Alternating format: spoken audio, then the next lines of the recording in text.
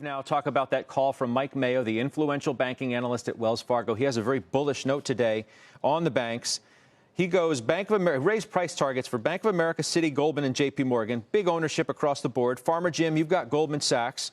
Mayo goes to 250 from 255 to 310. From 255 to 310. Do you want to take that Goldman one?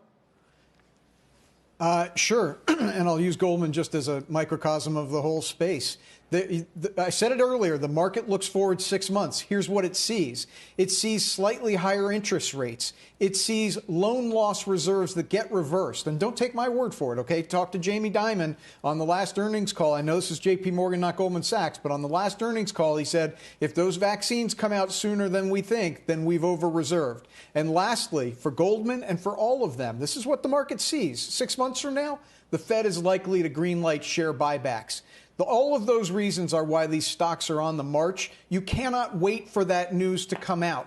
By the time it comes out, the move is already done. Those are the rules, all right? It's written on the inside of the box. Well, I was going to ask, how much of the move, Josh, has already been made? You have J.P. Morgan. Mayo goes from 130 on JPM to 144. I hope he's right. I think what's made the banks very tough to be involved with is the way in which a lot of their gains happen, like overnight. Like, these are not stocks that are trending. They don't at all act like the growth stocks that have been so easy to ride this year.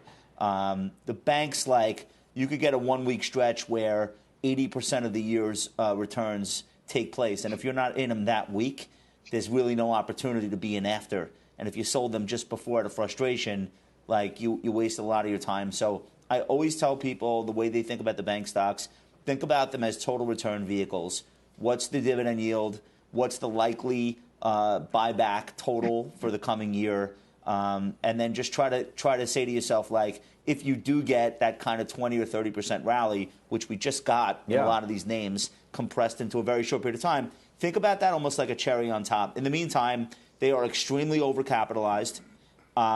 Most of the strategists that I read are thinking about a 10-year Treasury that's 1.25% to 1.5% next year as the economy reopens. We already heard from the Fed yesterday they're going to keep pushing down on that overnight rate. They don't control the 10-year. So if you get that, you get 0% short-term rates. You get something over 1%, even close to 1.5% on the 10-year. Then you've got some money for banks to make here. And all of them will work to varying degrees. The asset managers will work. The big banks, the regionals should work. So I think you could be in them. I'm not doing anything with my J.P. Morgan. But I would just point out, if that's your only financial exposure, you're missing the big picture. The world is being transformed overnight. New high, Square is now worth $25 billion more than Goldman Sachs. PayPal record high today.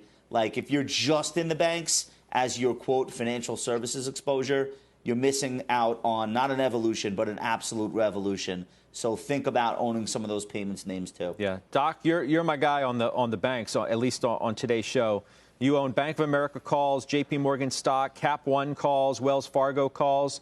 Mayo goes Bank of America. He only goes up by $3 from 35 to 38. He goes from Citi 66 to 74. Right. Well, and I own those payments that Josh just spoke to as well, Scott. I love the sector, and boring in this case is fantastic. I'm short the 125 calls out in January against J.P. Morgan.